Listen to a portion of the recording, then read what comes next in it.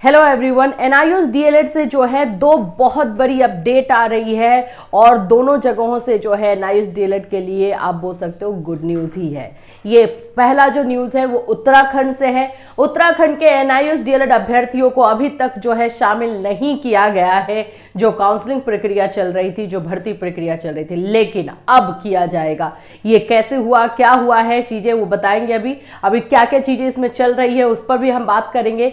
और साथ में हमारे बिहार के बच्चों के लिए बिहार में टीआरई 1 सप्लीमेंट्री और टीआरई 2 से भी रिलेटेड आप लोगों के लिए बहुत अच्छी खबर आ रही है। आप लोग डेली बेसिस पे अपना पूरा डॉक्यूमेंट और अपना मेरिट लिस्ट, पता नहीं क्या क्या जो है आप लोग हमें सेंड करते रहते हो कि देखिए मैम मेरा ज़्यादा मार्क्स था, मैं ये था, मैं वो थी, लेकिन मुझे नहीं लिया गया। देखो, हमने आपको पहले ही बताया था कि कोई अगर आपको बोल रहा है पिटिशनर या किसी चक्कर में, तो अभी शांत रहिए। ऑलरेडी हम आपको इन्फॉर्मेशन दे रहे थे कि अभी इसमें काम किया जा रहा है, लेकिन होता है ना कि हर चीज़ हम इसको ओपन अप नहीं कर सकते हैं। इसके लिए हमने आपको एक वीडियो पहले ही दिया था कि इस पर थोड़ा सा आप लोग को धैर्य रखने की जरूरत है। तो चलिए, फाइनली जो है टीआरई 1 सप्लीमेंट्री, टीआरई 2 के अभ्यर्थियों के लिए अच्छी खबर है। टीआरई 3 वाले अभ्यर्थी अब ये नाराज ना हो जाए कि हमारे लिए नहीं, तो आपके लिए तो प्रोसेस चल ही रहा है। और टीआरई 4 में जो भी एनआईओएस डीएलएड अभ्यर्थी है वो तो डेफिनेटली अप्लाई कर ही सकते हैं, तो उनमें तो कोई प्रॉब्लम ही नहीं है। तो सभी चीज़ों को डिटेल से समझते हैं इस वीडियो में। कल उत्तराखंड का जो इन्फॉर्मेशन आया था, कल ही आया था, लेकिन आज थोड़ा सा डिटेल में हम आपके लिए जो है ये इन्फॉर्मेशन लाना चाहते थे, इसीलिए आज ये इन्फॉर्मेशन आपको दिया जा रहा है। सो फ्रेंड्स, चैनल पर पहली बार विजिट कर रहे हैं तो चैनल को सब्सक्राइब कर लेना, बेल आइकन को हिट कर देना। आप सभी को पता है एनआईओएस डीएलएड अभ्यर्थियों के लिए यहाँ पर आपको ऑथेंटिक खबर ही दी जाती है, सिर्फ और सिर्फ ऑथेंटिक खबर। चलिए, सबसे पहले तो जो टीआरई 1 एंड टीआरई 2 की बात है वो तो अब आपको न्यूज़ में भी देखने को मिलेगी। बहुत जल्दी आपको जो है न्यूज़ में चीज़ें मिल जाएंगी टीआरई 1 सप्लीमेंट्री एंड टीआरई 2 को लेकर के।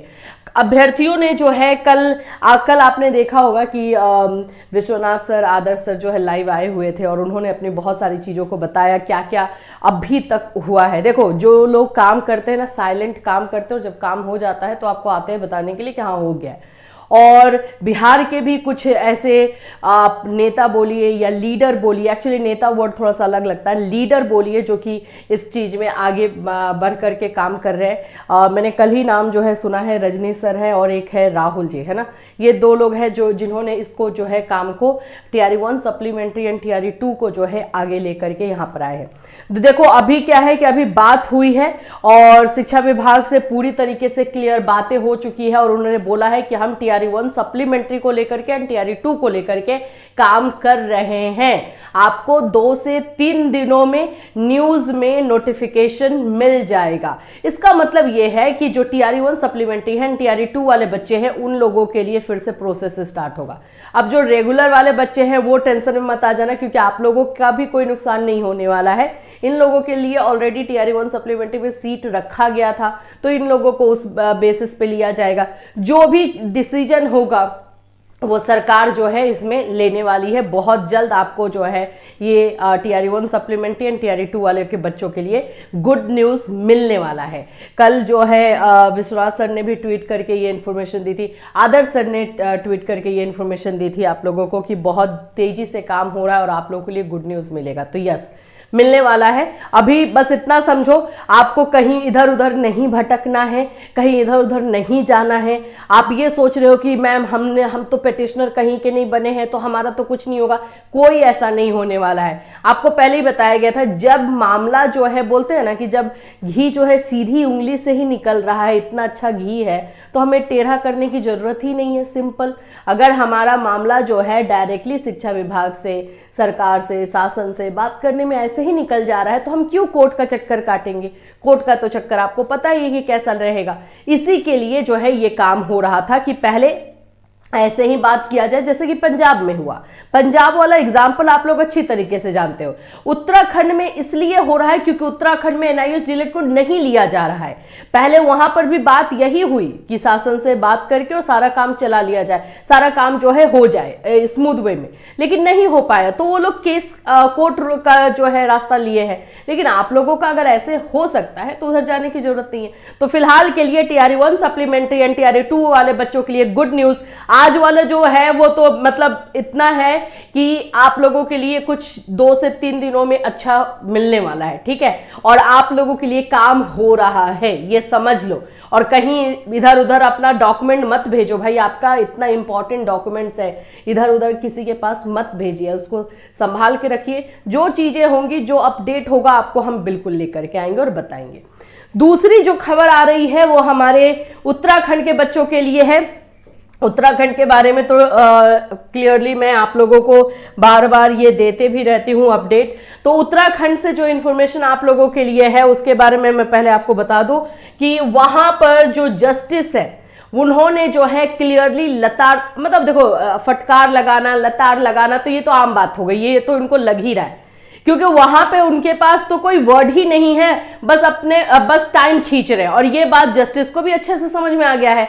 तो अब कंटेम्प्ट वाला जो है रास्ता अपनाना है। अगर आज 5 बजे तक उन्होंने जो है एनआईयूएस डीएलएड अभ्यर्थियों को शामिल नहीं किया या उसको लेकर के प्रोसेस में नहीं आए तो उन पे कंटेम्प्ट लगेगा और वो उससे प्रोसेस स्टार्ट होगा। बहुत स्ट्रिक्ट तरीके से उत्तराखंड में भी काम हुआ है और जो भी टीम काम कर रही है बहुत दिमाग लगा के कर रही है, बहुत एक एक छोटे से छोटे पॉइंट पर सोच करके कर रही है जिससे आपका नुकसान ना हो, ठीक है। तो प्लीज इस चीज को ना अप्रिसिएट करना बनता है। आप लोग ना ऐसे लोगों को अप्रिसिएट कर देते हैं ना जो सिर्फ बटरिंग, सुगर कोटिंग ये सब चीज करते हैं, जो एग्जैक्टली जो रियल आपको काम करके दे रहे हैं उनके बारे में भी सोचने की जरूरत होती है। क्योंकि वो लोग जो काम करता है ना वो ज्यादा बातों से नहीं खेल पाता है, और जो बातों से खेलता है वो काम नहीं कर पाता, ये बात आप भी समझते हो। तो उत्तराखंड से भी बहुत अच्छी न्यूज आ चुकी है।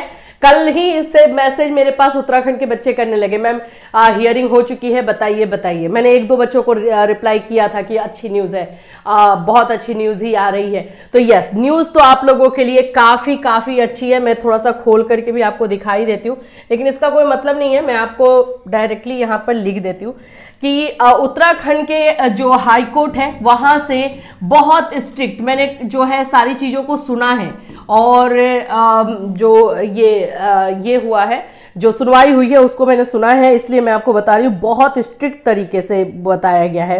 Government said you should issue a notice by tomorrow to include them in further counselling or else contempt proceeding will be initiated against you from the day after tomorrow. यहाँ पर आज का टाइम दिया गया है। आज तक में अगर एनआईयूएस डीएलएड को काउंसलिंग प्रोसेस में नहीं शामिल करते हैं, अगर काउंसलिंग प्रोसेस में नहीं शामिल किया जाता है एनआईयूएस डीएलएड अभ्यर्थियों को, तो कल से उन पे कंटेम्प्ट लगेगा। समझ लो कितना स्ट्रिक्ट काम हो रहा है। और फिर कल से वही होगा, कानूनी जो हम लोग दांव पेच कर रहे हैं वही सारी चीजें भी होंगी, ठीक है। तो ये चीज जो है आप लोगों के लिए हो रही है।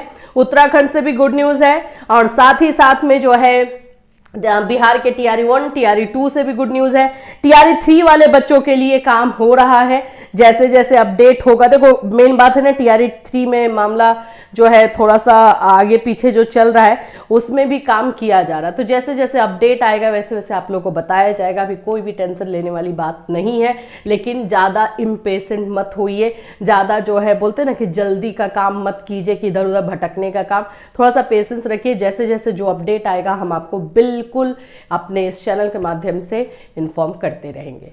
फिर मिलूंगी, till then take care everyone.